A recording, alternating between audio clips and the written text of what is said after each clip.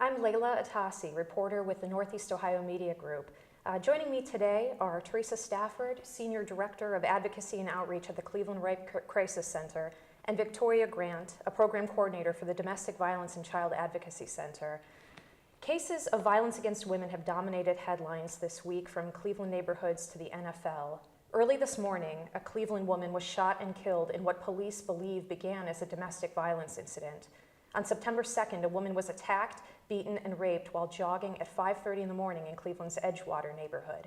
And national media have been riveted to the story of Baltimore Ravens running back Ray Rice, who was banned from the NFL this week after video surfaced showing him punching his then-fiancée and dragging her unconscious from an elevator. Though these cases are vastly different, they have one factor in common. The victims were women who suffered violence at the hands of men.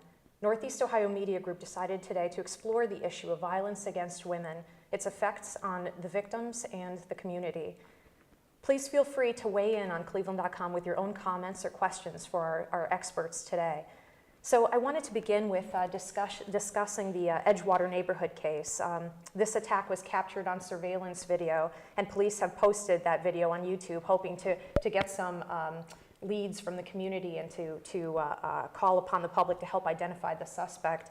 The Edgewater neighborhood is not one of the Cleveland neighborhoods known for its violent crime. It's generally considered relatively safe, but this crime has really stunned the community and nearby Lakewood. What does a crime like this do to a community's sense of safety, and how can that neighborhood rebound after such a tragic event as this? Well, what we do know is that sexual violence happens in all communities. The unfortunate reality is that this incident, there was cameras, that's a fortunate part, and unfortunately this lady was assaulted at a time where nobody was around to help her, which is really what happens in most crimes of sexual assault. The crime takes place where there's no witnesses. For the community, they can basically know that there's resources available to them at the Cleveland Rape Crisis Center that's free of charge. We can come out to the community, talk about our agency, talk about the collaboration that we have with Cleveland Police Department, specifically the Sex Crimes Department, and just know that this is not something that is specific to their community. Sexual violence is happening everywhere in our community in Cleveland, unfortunately. Mm-hmm. Many of the residents who were out in the neighborhood in the recent days we're only hearing about this case for the first time from one of our reporters who had gone out to talk to people. To what extent are police responsible for alerting residents of crimes like this in their neighborhood and sort of keeping the neighborhood informed? Well, it's a process. As soon as a case like this is brought to the attention of Cleveland police, they start an investigation. Investigation took place right away, and they're out there trying to find a perpetrator. But as you know, that they needed the permission of the victim in the case, the survivor in this case, before they released that video to the media. And it may have took a little time to talk to her and get that comfort level for her to be okay with that. So there were things that was taking place that may have not been known to the community as a whole, but the police was actively in that community right after that took place. Mm-hmm. I want to read to you the following comment from one of our readers who saw the YouTube video of the Edgewater attack. They said, OMG, I knew it. I see her all the time. She runs every morning and sometimes at night from West 70th all the way up to West 100th. I always thought, why is this woman jogging so carefree? We are in the ghetto. Literally, she runs past multiple projects. You are blonde and attractive. Do the math. Oh my, I can't believe it actually happened. And another reader wrote, this woman should not have been jogging at this time. You know, many others made similar comments, and often public reaction tends to lean toward blaming the victim for being in the wrong place at the wrong time. Could you speak to that phenomenon a little bit? Why is it so prevalent, and what effect does that have on victims and their willingness to come forward and report when events like this occur? Wow. I mean, I wish we saw a comment that stated something more to the effect of, oh my gosh, I couldn't believe he raped her. I couldn't believe he did that to her. That is a lot of the reasons why victims at times do not come forward, because, you know, unfortunately, people in our community will blame that victim for their actions, for what they feel may be that individual's fault that led to them being assaulted. But running, jogging, taking care of your health in whatever manner you choose to should not equal to you being sexually violated, regardless if it took a place at 4 o'clock in the morning or 4 o'clock in the afternoon. Our community and other communities need to focus on, why did this individual do what he did to her? Right. Why do we have people out here causing this type of harm within our community? I don't really care what an individual is doing in their life. It should never, ever equal to them being violated in that manner. What can we do to keep ourselves safe when we're out in the community, whether it be jogging at any hour or by ourselves taking a walk? What are some of the things that we can do to keep alert and to be responsible for our own sense of safety and well-being? It's really, this is a crime of opportunity. This individual was able to do this because he saw her by herself. Does that mean she should go out with a partner and run every morning? Do we have to adjust our lifestyles completely for individuals so they can stop committing these type of crimes? I don't think that's the answer. Yeah. I do believe that we need to focus on boys and men and their behavior towards women. And toward that end, what can we do to start to instill those values in boys and men? Well, I know at the Cleveland Rape Crisis Center, we have several programs that's dedicated to boys and men. We have our MOST Club, Men of Strength Club, where we are really actively engaged with young boys in the community to help them teach in healthy relationships, masculinity, how to interact with the opposite sex. We have our Youth 360 program at the Cleveland Rape Crisis Center, where we're building a group of ambassadors that are youth ambassadors. They're going out into community in their schools talking about sexual violence, understanding what consent means, starting at a young age, so by the time they get a little bit older, they definitely understand that this is not something that's appropriate. What's some of the feedback that the Rape Crisis Center has been getting from those programs since they've been instituted? We're getting a lot of great feedback. A lot of schools where the program might not be their communities are asking for us to come out to kind of touch a base with the youth in their communities to help increase the knowledge with regards to sexual violence and what these individuals can do as bystanders to stop this behavior. Yeah. Other readers picked up on the detail in the video that toward the end, someone appears to have turned on a light in one of the nearby apartments. One reader said, "It looks like toward the end, someone opens that curtain or turns on a light at the window right by them. I wonder if they heard anything." It often seems people try to mind their own business sometimes. I know that there's a campaign, if you see something, say something. And there's a strong anti-snitch philosophy in many Cleveland neighborhoods. Could you speak about how members of the community can help solve these crimes? Well, I don't have a number offhand, but I know Cleveland Police has a tip line. You can always call into that tip line with information. And just really think that if this was an individual in your family, would you want somebody to come forward and speak and tell? And that's what we work on. If you see something, say something. Definitely connect with the local police in your community, the tip line. This is a crime where if anybody has seen anything, anybody know anything, definitely to come forward and speak. If we could talk for a moment about the serial nature of rape, an offender such as this one who tackles a woman he doesn't know on a city street, is it a great likelihood that he has done this before, and is he likely to strike again? Yes, there's a great likelihood that this is not the first time that this has taken place. I'm sure many people have seen the video. It was a very violent attack, and one that this offense is not something that most people who commit sex offenses, they just don't commit one sex offense in their lifetime, and that's it.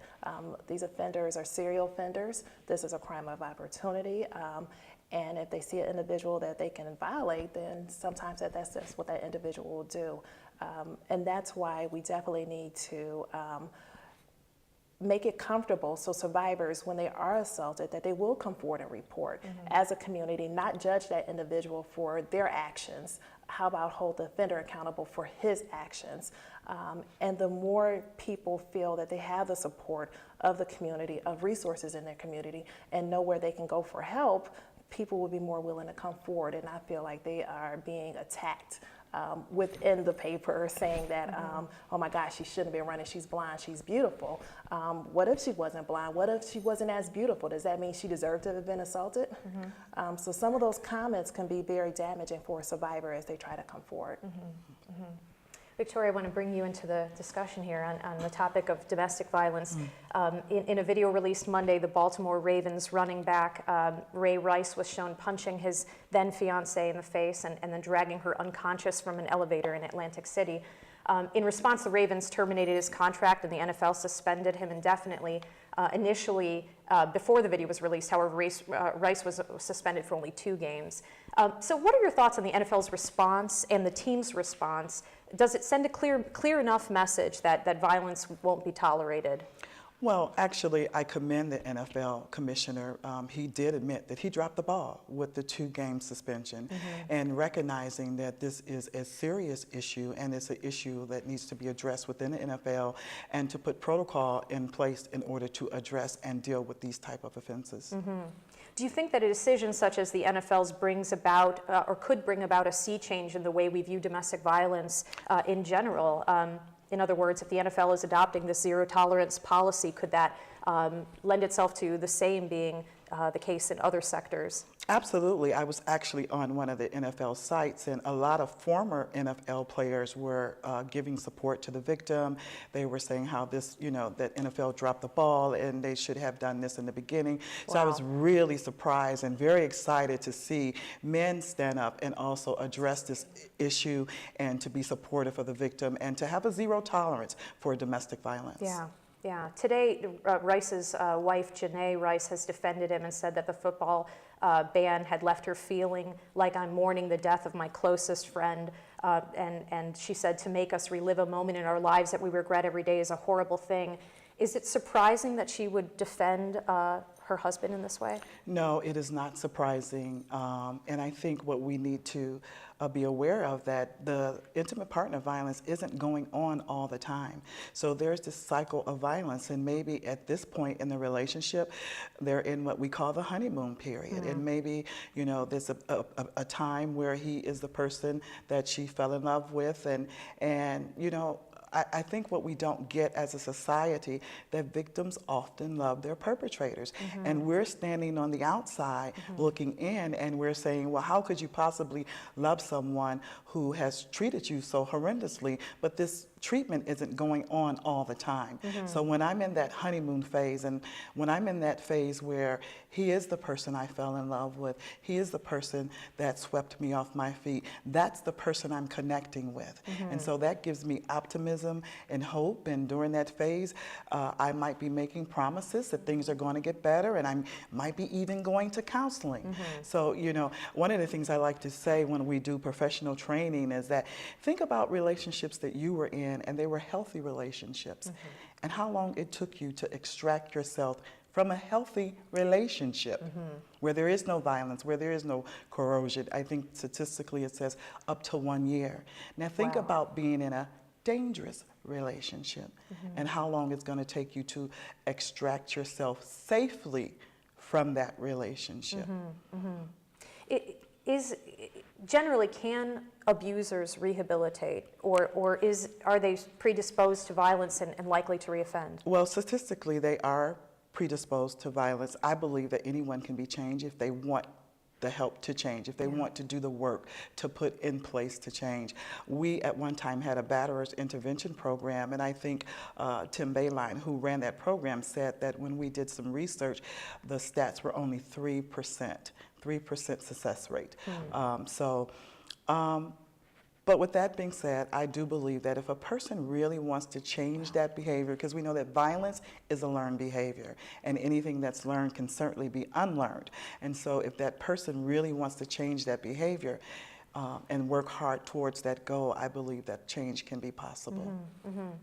Cleveland police are, to kind of localize the issue a little bit, Cleveland police are investigating the death of a 28-year-old woman who was shot overnight on East 33rd Street. Police arrested the victim's ex-boyfriend and believe that the shooting escalated from a domestic violence incident. The suspect, I believe, has a prior domestic violence conviction, and there was an outstanding case in court. How often do violent relationships end with this kind of tragedy? Unfortunately, in my book, a little bit too often, from what I've seen. I've been in this field for about 20 years, and I just want to say that the most dangerous time for a victim is when they leave. The chances of becoming murdered increases by 75%, and that victim is at risk for up to 2 years. Wow. So, you know, we need to put some safety planning in place. And unfortunately, sometimes this is the end result of escalating violence within an intimate partner relationship. Wow. What, here in Cleveland, what resources are available for women who are victims of domestic violence looking for a way out of those relationships? Well, we have the Domestic Violence and Child Advocacy Center. We have a 24-hour hotline where victims can call to get resources and information. We also provide professional training to the community to raise awareness about the issue of domestic violence, how to respond to victims. We try to do a lot of community engagement. We're putting on an event September this month actually called Walk a Mile in Her Shoes. See, and it's for men to walk in high heels. What does it feel like to actually walk in a victim's shoes? And so we have a lot of information. Our website is filled with tons of information. We collaborate with the Cleveland Rape Crisis Center to be able to provide resources and information for victims.